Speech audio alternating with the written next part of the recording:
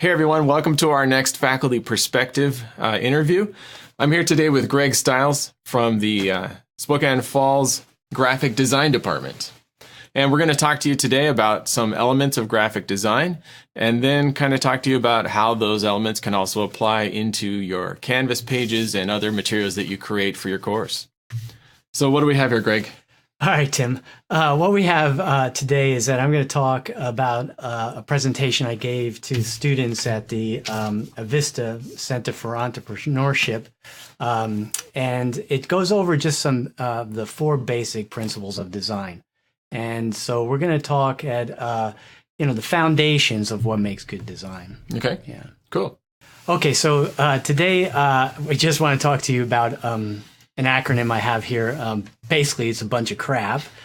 Basically, we're going to talk about contrast, repetition, alignment, and proximity. Okay. And, this kind of comes back to one of our other past faculty, John Smith, where he said, if you can recognize or identify crap, you won't be making any. There you go. That's a good way to put it. Yeah. So really, there's some simple things, and but I do want to start off with just a simple alignment, so we understand what I'm talking about as far as text alignment. On the left-hand top side, we have flush left, rag right. And then on the right, we have flush right, rag left. And then on the bottom, we have centered typography. Now, what I want to point out to you here is that we think about these negative spaces on the text itself.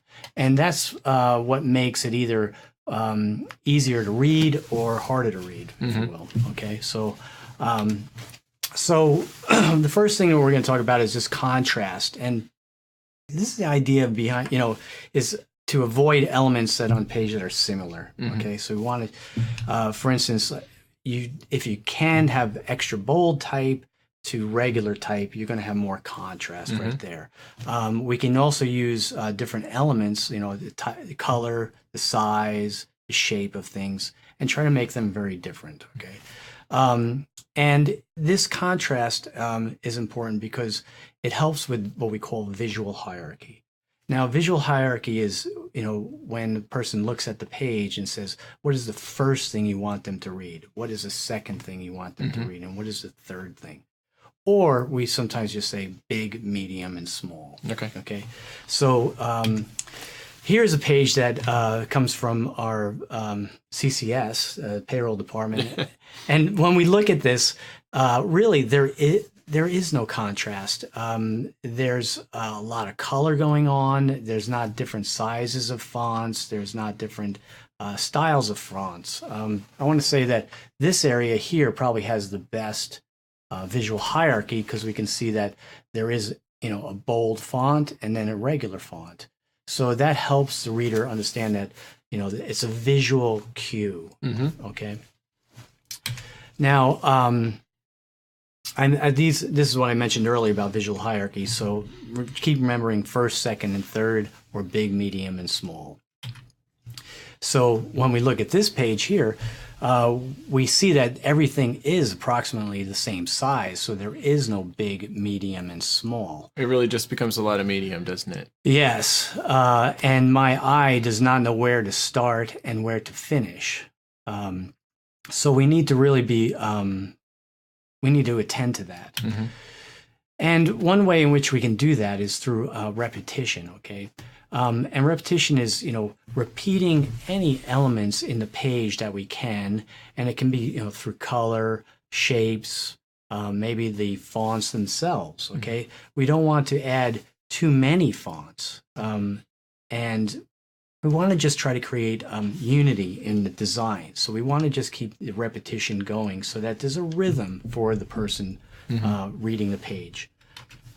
So again, here, there is no rhythm where this person was trying to do trying to be creative, which I understand, but we're trying too hard here to have visual cues as far as color, size of type, use of value here in the blue. So there's all different types of things going on here. So it's hard for the reader to pull out the information that's important.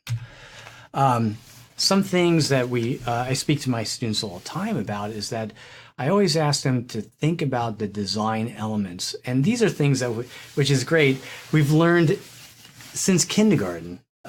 So we just think about it in terms of like, how do we use line? And line can direct, this line here on this page directs you right to that word line. So it can direct your eye. It can separate content so that the user can partition out that information. Shape can also be utilized up here in the design elements area here. I'm using shape just in that bar to create contrast from the type to the shape itself. Texture, whenever we use photographs, we automatically bring in texture. So really, we can just use the photographs to state texture. So that would be an easy one on a Canvas page. Value is when we use a percentage of color. So if I just take black, for instance, I can utilize 100% black or 50% black or 20% black. But I recommend people to stay in a monochromatic color scheme.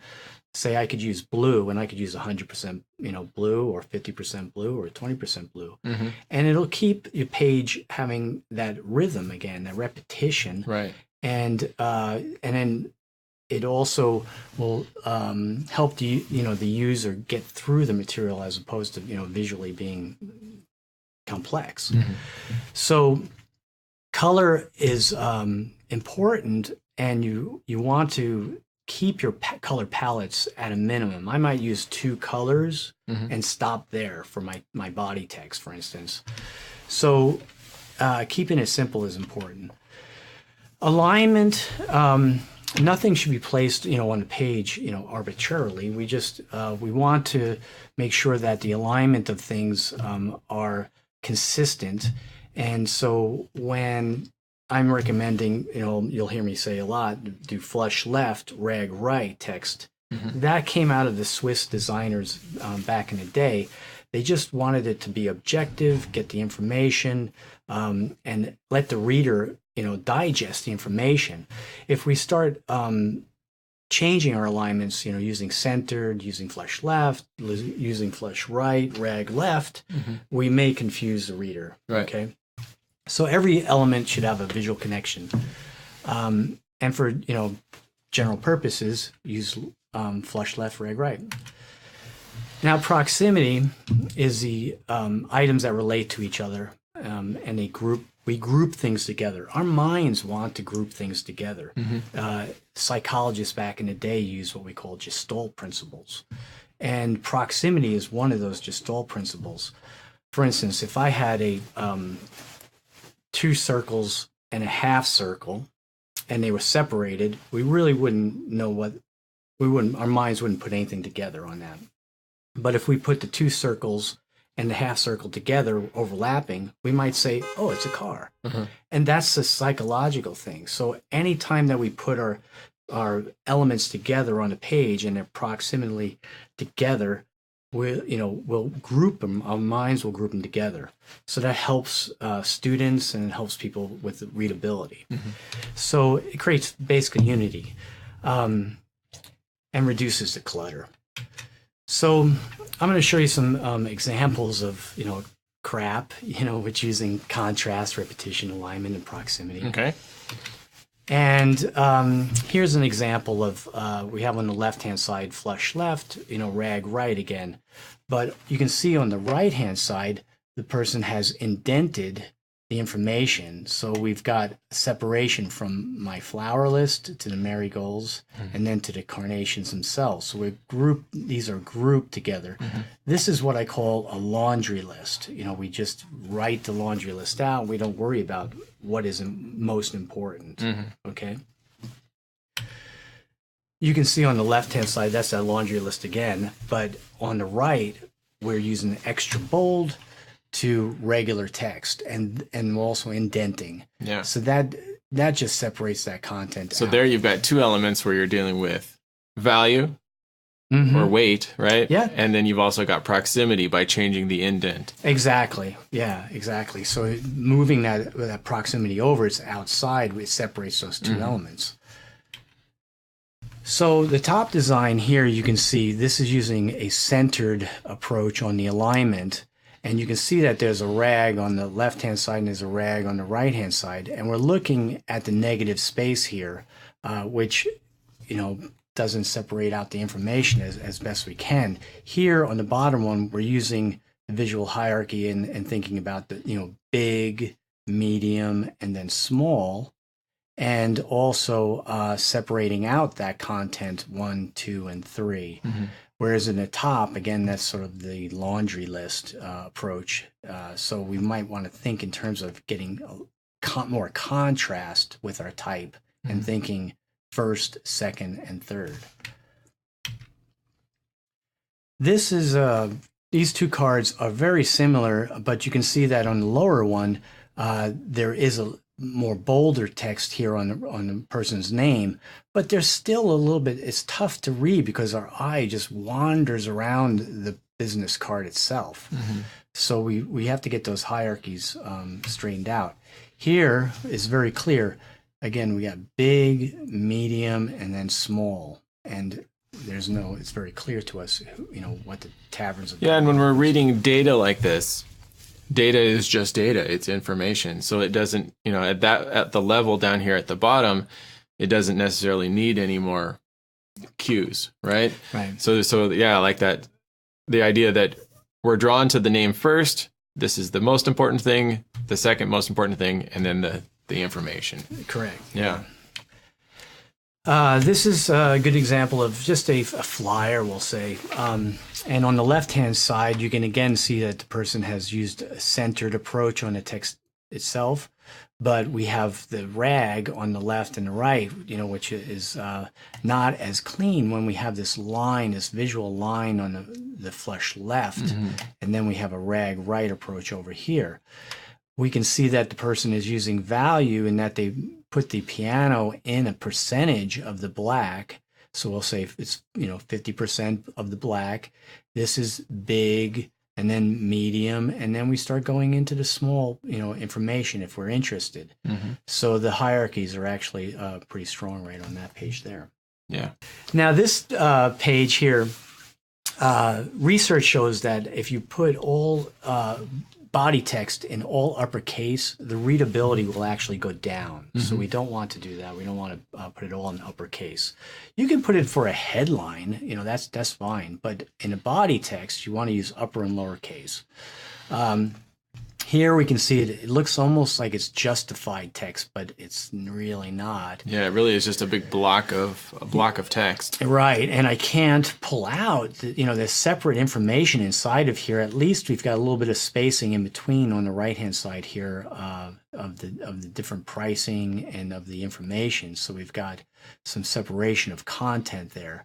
And again, one can say it's big. We might go over here to medium, and then we're inside the copy itself, possibly, and also smaller information there. Mm-hmm. But what I tell my students also is try not to be afraid of using what we call white space.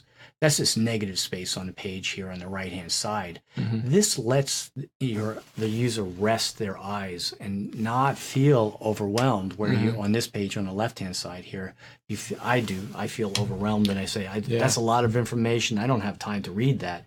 Yet it's the same. Well, and it's a lot more work trying to piece that out and figure out what's what. Now, I can't see someone saying, hey, look at all this wasted space.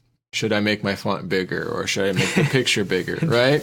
So that, tell us again the value of that white space. Okay, so a lot of my clients, when I do graphic design, will ask me to fill space up because they're paying for it in an ad, But what I tell them is that it really will gain, it'll build those visual hierarchies. Mm-hmm. It'll help people pull the information out.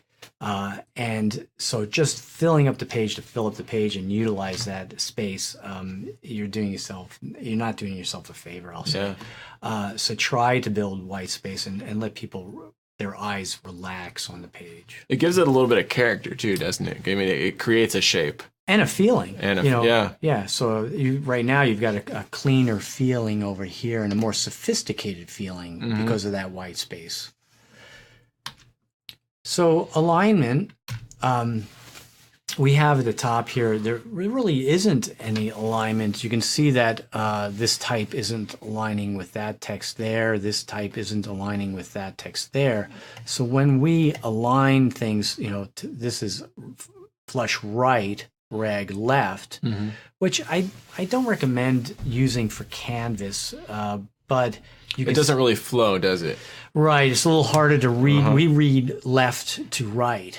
So this is breaking that rule in the United States anyway. So I always try to use flush left, rag right. But these structures are invisible. No one's going to ask you, oh, do you have a grid structure underneath your, your design? Are you aligning things? But they'll feel it and they'll know it. And I think that's a good word. You can definitely feel the structure. Even with these two things, even though they're both aligned, so one's aligned on the center and one's aligned on the right, the one that's aligned on the right feels stronger. It feels more organized. Here again, we've got the centered approach on the left-hand side, but on the right-hand side, we've got the nice strong line, implied line of the dots, and then the usage of the white space again. Rather than framing in and constraining the design, we let that white space work. This is a good example of trying to be a little bit more creative with thinking about the elements of design. So, for instance, when we were just using spatial depth here, they've broken out of the page. So we see that we're looking into this frame, if you will. So it gives it a little bit more spatial depth than this page here. All of the elements are the same, and a number of elements we have, are slightly different on this page, but this is more impactful. So you could try some different things. Repetition, again, we can use repetition of line rules. We can use repetition of bullets. Here they're using a triangular bullet here. We can use repetition in the way we number things or separate content with a line rule. We can also have repetition just through the typography itself. So the headers, if the headers are all the same size and the same font, we're going to have a repetition, throughout our design, and it'll give that structure. This design here is using repetition again throughout different pieces. This would be the stationery, the letterhead itself. We could write a letter in here, but we've got a line rule here. And then the business card also has a line rule. And then the envelope has a line rule, so it unifies all three elements of the design. Well, and this could be applied into an instructor's workflow, as in using some of the same design elements across different things. So maybe in your Canvas pages and in your PowerPoint slides and in your handouts, you have some of the same design elements that would really tie those together. I love that idea. Yeah, I get that. Yeah. I knew one instructor once that actually went through the work of creating a logo for his course. Oh. And then he had that watermarked on his slides. He had that on all his handouts. It was world history something, and it had some kind of globe icon. That's great. And yeah, so that when students pulled something out of their folder, their backpack, whatever, it was very clearly this is a part of that course because it was branded. Yeah, nice. So contrast. Again, if we look at this page. There really is no contrast. There's a lot of elements going on, and I think this one. I think you mentioned earlier that they were trying to contrast too much. They were trying too hard. We've got red, we've got purple, we've got blue. Really, what we want to do is try to limit the number of visual cues. Yeah, and that's the thing. When I see something like this, I can see that they're really trying, and they're doing a lot of work actually to try to make pieces of information stand out. Right. And the problem is that when too many things stand out, nothing stands out. Right. And so it's actually counterproductive in this instance. Exactly. So how do we make information stand out while still limiting the design? Well, this is a good example of it. When I look at this page here on the left-hand side, it's it has some contrast to it. We've got a header, and then we have some bold text to regular text. But on the right-hand side, you can see that they've pushed it a little bit further, where we've got an extra bold to a regular, so we've got a higher contrast there. And then also they're thinking in terms of design elements. We can say that up here we're using shape.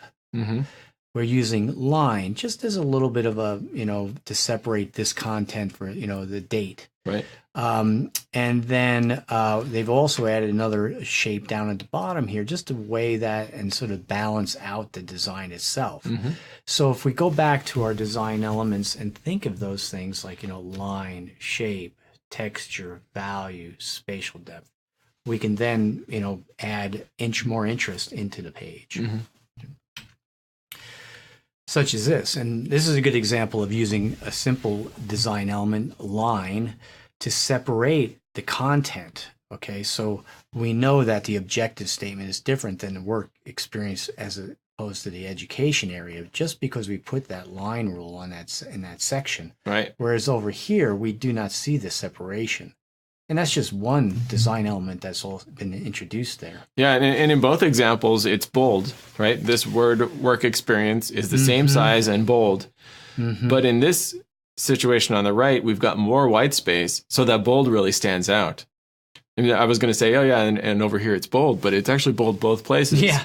And it's the spacing, the alignment, the indent, that, that again, that white space, like you said, really, when you have some empty space, it lets the darkness of the bold stand out more. Exactly. Yeah, that's great. Left-hand side, everything has about, visually is about the same weight.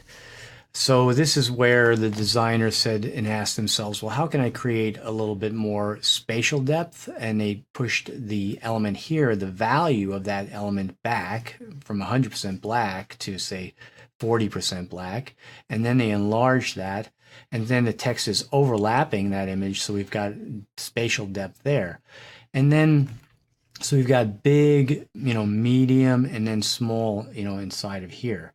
But we've also got those visual cues, bold to regular, and bold to regular, separate that content out.